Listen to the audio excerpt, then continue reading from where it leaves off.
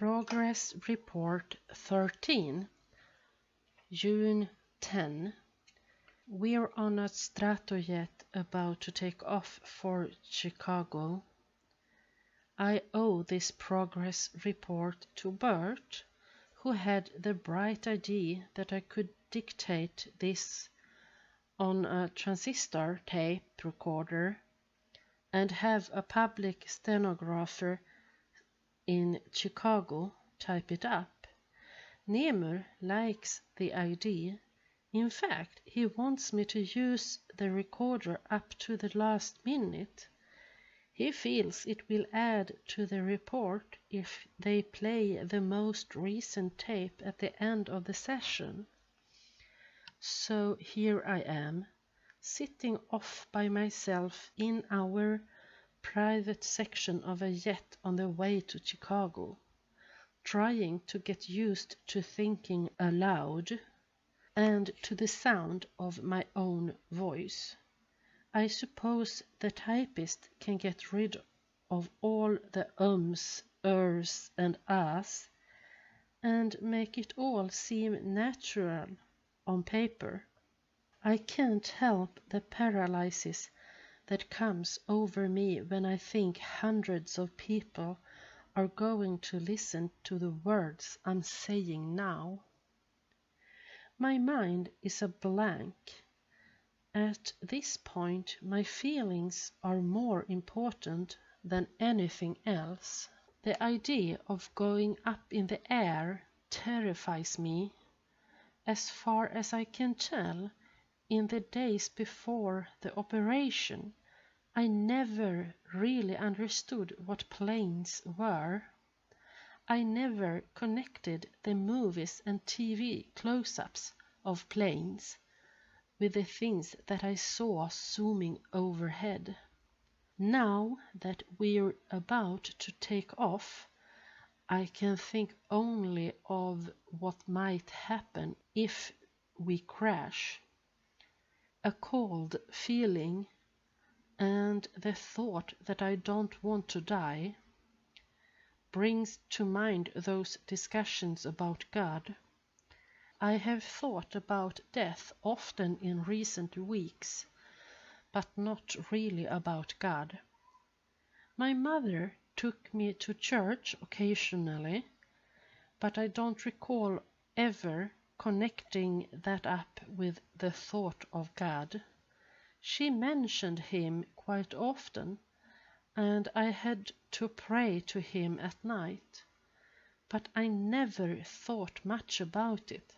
I remember him as a distant uncle with a long beard on a throne, like Santa Claus in the department store on his big chair, who picks you up on his knee and asks you if you've been good, and what would you like him to give you. She was afraid of him, but asked favors anyway. My father never mentioned him. It was as if God was one of Rose's relatives he'd rather not get involved with. We're ready to take off, sir. May I help you fasten your seatbelt? Do I have to? I don't like to be strapped down. Until we are airborne. I'd rather not, unless it's necessary. I've got this fear of being strapped in. It will probably make me sick. It's regulations, sir. Here, let me help you. No, I'll do it myself. No, that one goes through there. Wait, okay. Ridiculous. There's nothing to be afraid of. Seatbelt isn't too tight, doesn't hurt. Why should putting on the damned seatbelt be so terrifying? That and the vibrations of the plane taking off. anxiety all out of proportion to the situation. So it must be something. What? Flying up into and through dark clouds? Fasten your seatbelts. Strapped down, straining forward. Odor of sweaty leather. Vibrations and roaring sound in my ears. Through the windows in the clouds I see Charlie. Age is difficult to tell. About 5 years old, before Norma. Are you two ready yet? His father comes to the doorway, heavy, especially in the sagging fleshiness of his face and neck. He has a tired look. I said, "Are you ready?" "Just a minute," answers Rose. "I'm getting my hat on. See if his shirt is buttoned, and tie his shoelaces. Come on, let's get this thing over with." "Where?" asks Charlie. "Where, Charlie, go?" His father looks at him and frowns. Matt Gordon never knows how to react to his son's questions. Rose appears in the doorway of her bedroom, adjusting the half-wheel of her hat. She is a bird-like woman, and her arms, up to her head, elbows out, look like wings. "We're going to the doctor, who is going to help you get smart."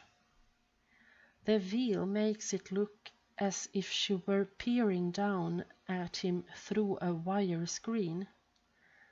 He is always frightened when they dress up to go out this way, because he knows he will have to meet other people and his mother will become upset and angry.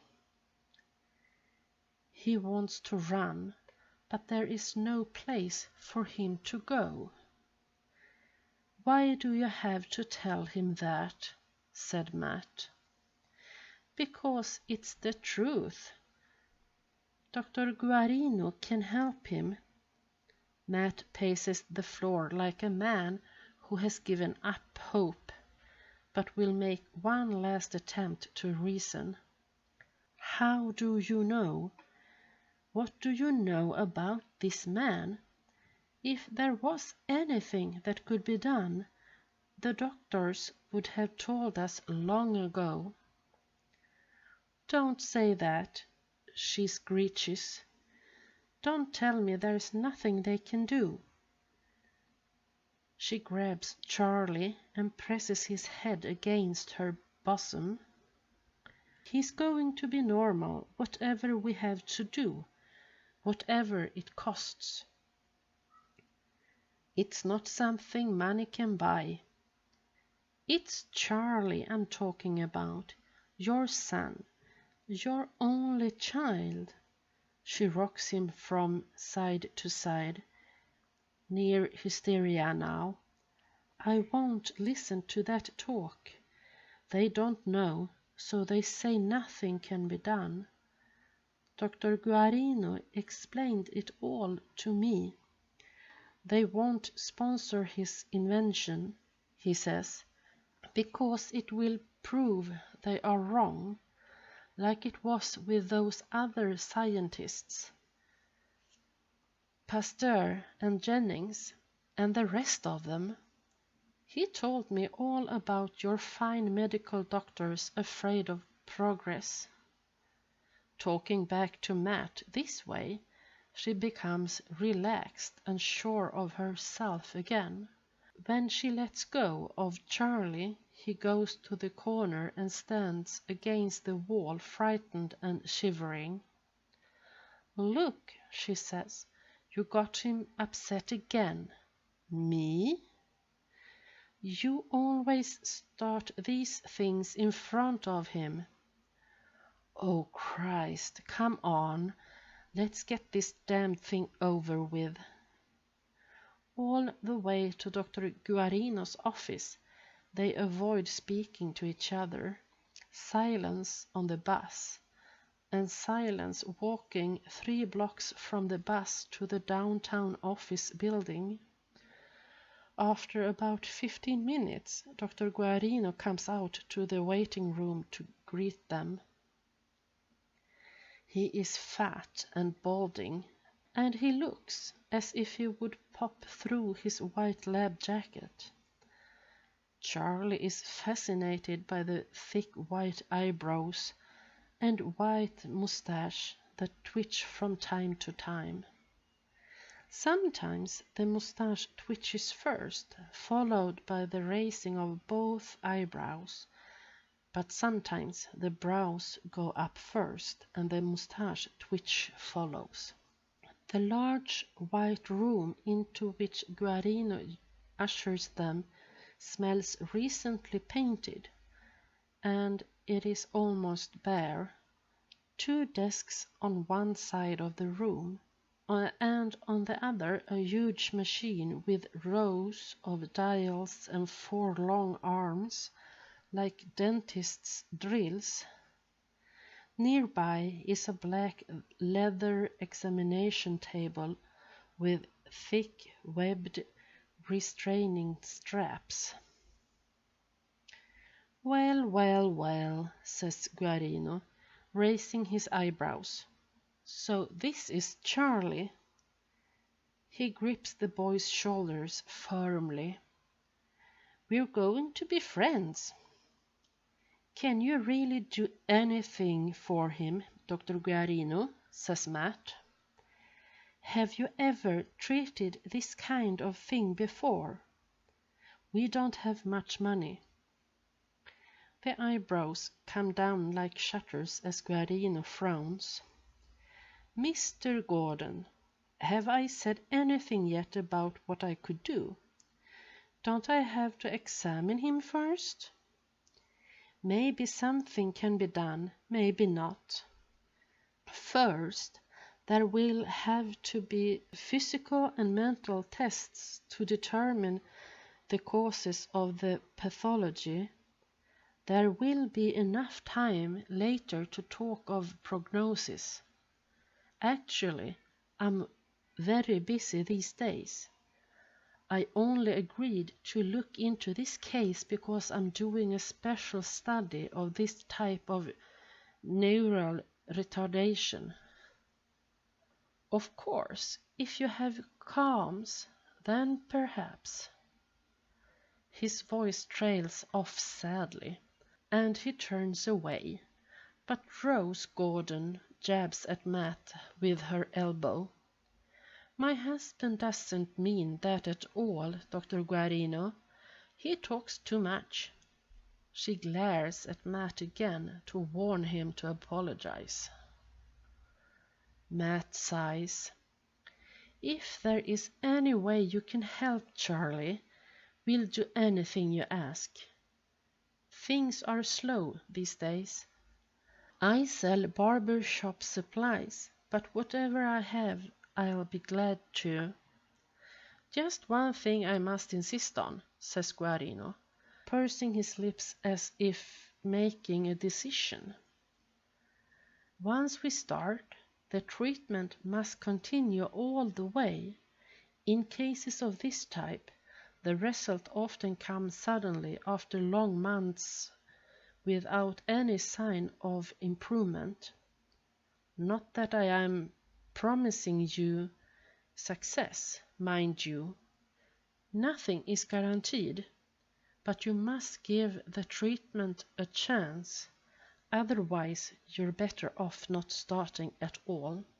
He frowns at them to let his warning sink in, and his brows are white shades from under which his bright blue eyes stare. Now, if you'll just step outside and let me examine the boy.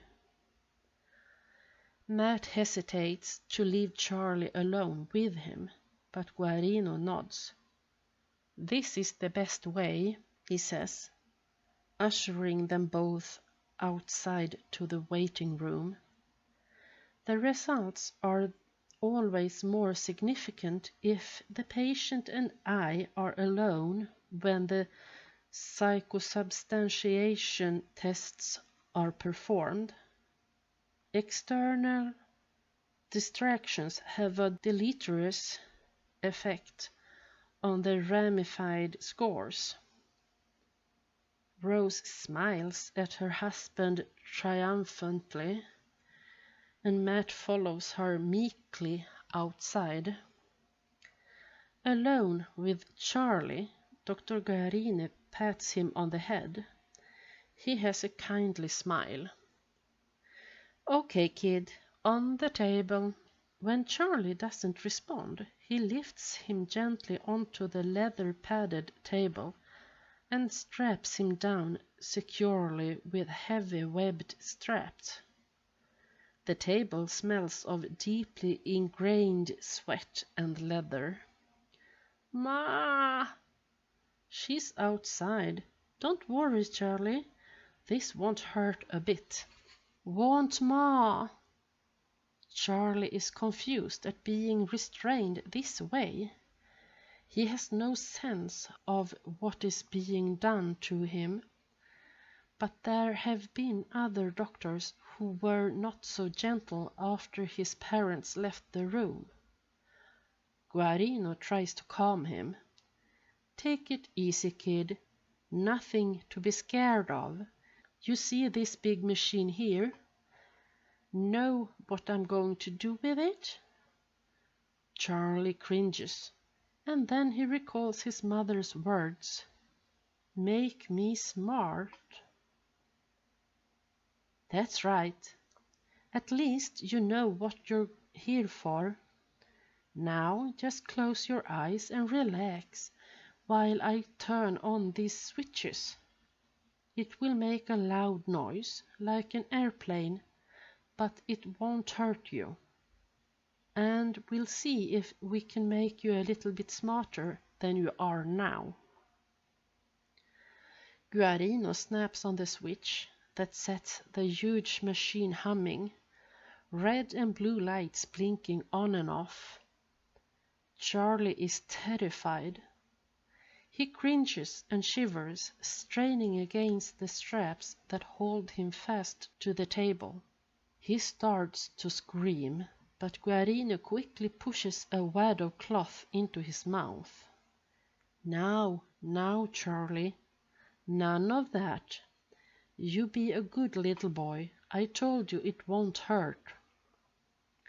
He tries to scream again, but all that comes out is a muffled choking that makes him want to throw up.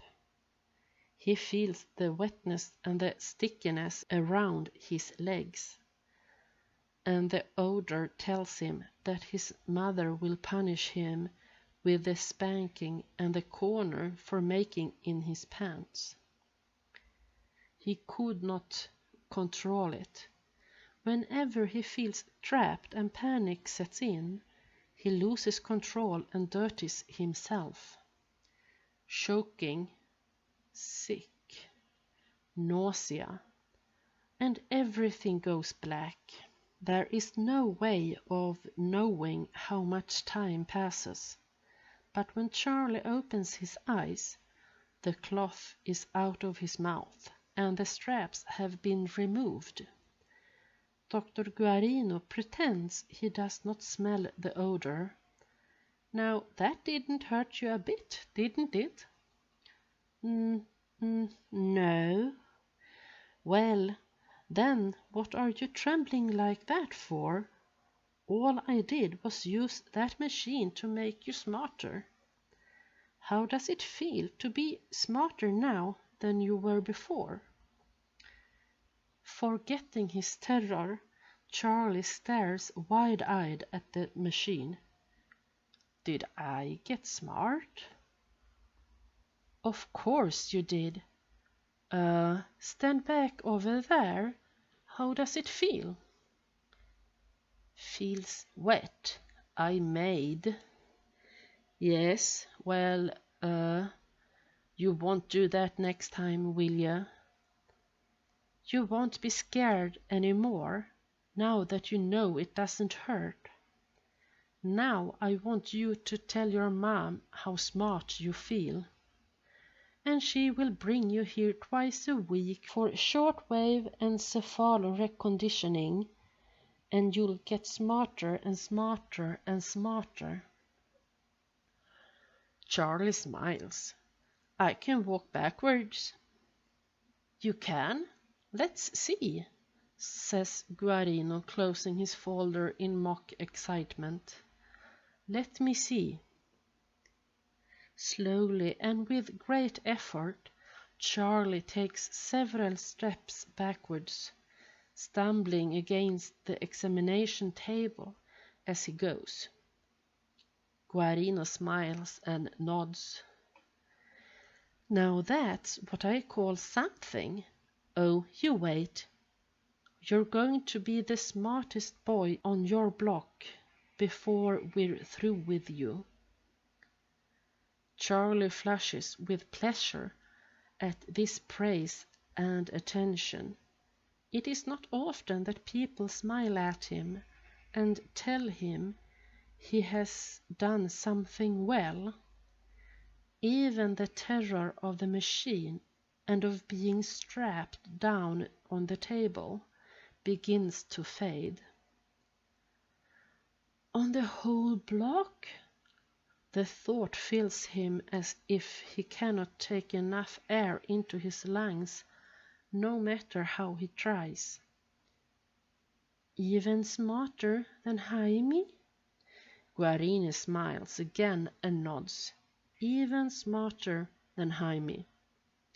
Charlie looks at the machine with new wonder and respect. The machine will make him smarter than Jaime, who lives 2 doors away and knows how to read and write, and is in the Boy Scouts. Is that your machine? Not yet. It belongs to the bank. But soon it will be mine, and then I will be able to make lots of boys like you smart. He pats Charlie's head and says, You are a lot nicer than some of the normal kids whose mothers bring them here, hoping I can make geniuses out of them by raising their IQs. Do they be gene asses if you raise their eyes? He put his hands to his face to see if the machine had done anything to raise his eyes. You gonna make me a gene ass?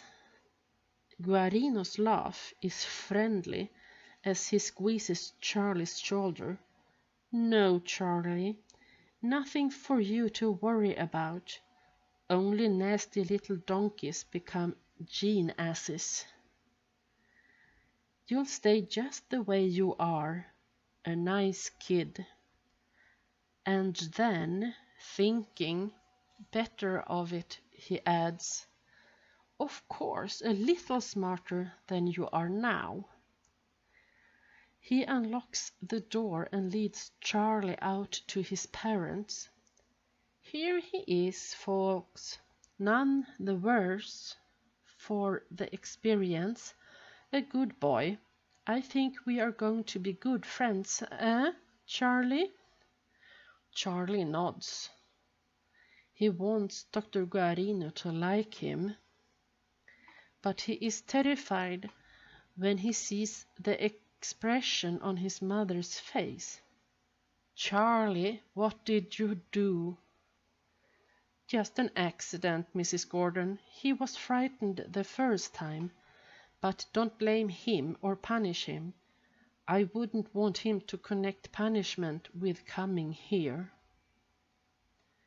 But Rose Gordon is sick with embarrassment. It's disgusting. I don't know what to do, Dr. Guarino. Even at home he forgets. And sometimes, when we have people in the house, I'm so ashamed when he does that." The look of disgust on his mother's face sets him trembling. For a short while he had forgotten how bad he is, how he makes his parents suffer.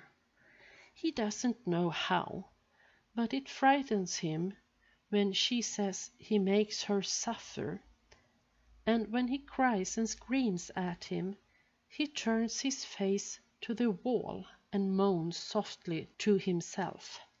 "Now, don't upset him, Mrs. Gordon, and don't worry. Bring him to me on Tuesday and Thursday each week at the same time." "But will this really do any good?" asks Matt. $10 is a lot of— "Matt," she clutched at his sleeve, "is that anything to talk about at a time like this? Your own flesh and blood, and maybe Dr. Guarino can make him like other children with the Lord's help, and you talk about money." Matt Gordon starts to defend himself, but then, thinking better of it, he pulls out his wallet. "Please," sighs Guarino, as if embarrassed at the sight of money. "My assistant at the front desk will take care of all the financial arrangements, thank you." He half bows to Rose, shakes Matt's hand, and pats Charlie on the back. "Nice boy, very nice." Then, smiling again, he disappears behind the door to the inner office. They argue all the way home, Matt complaining that barber supply sales have fallen off, and that their savings are dwindling. Rose screeching back that making Charlie normal is more important than anything else. Frightened by their quarreling, Charlie whimpers. The sound of anger in their voices is painful to him. As soon as they enter the apartment, he pulls away and runs to the corner of the kitchen, behind the door, and stands with his forehead pressed against the tile wall, trembling and moaning. They pay no attention to him.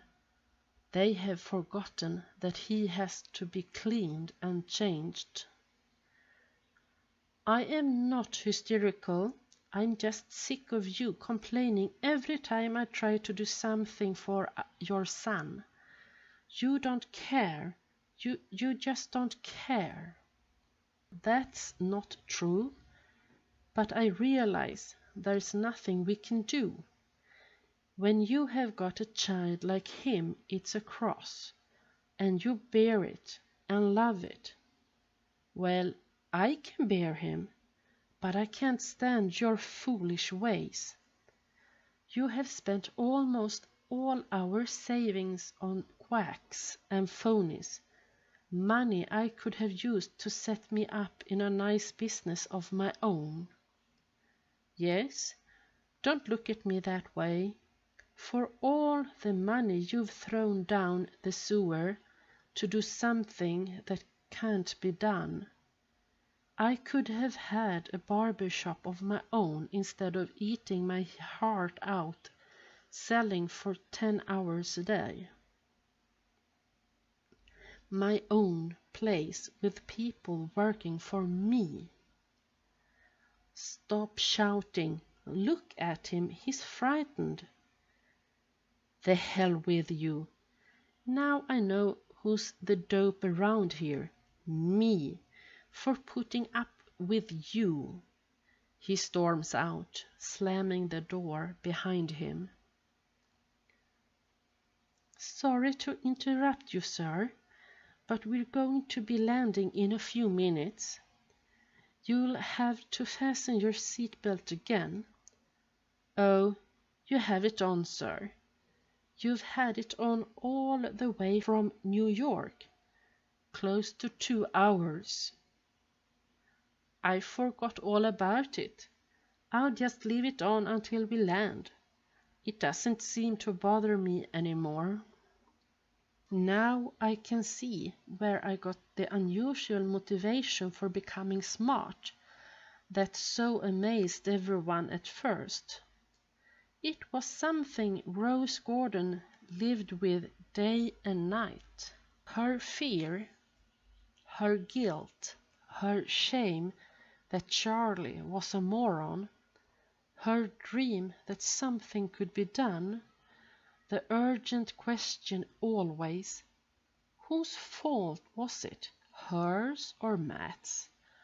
Only after Norma proved her to that she was capable of having normal children, and that I was a freak. Did she stop trying to make me over? But I guess I never stopped wanting to be the smart boy she wanted me to be, so that she would love me. A funny thing about Guarino, I should resent him for what he did to me, and for taking advantage of Rose and Matt, but somehow I can't. After that first day, he was always pleasant to me. There was always the pat on the shoulder, the smile, the encouraging word that came my way so rarely. He treated me, even then, as a human being. It may sound like ingratitude, but that is one of the things that I resent here. The attitude that I am a guinea pig, numerous constant references to having made me what I am, or that someday there will be others like me who will become real human beings. How can I make him understand that he did not create me? He makes the same mistake as the others when they look at the feeble-minded person and laugh because they don't understand there are human feelings involved. He doesn't realize that I was a person before I came here. I am learning to control my resentment, not to be so impatient, to wait for things. I guess I'm growing up. Each day I learn more and more about myself, and the memories that began as ripples now wash over me in high-breaking waves.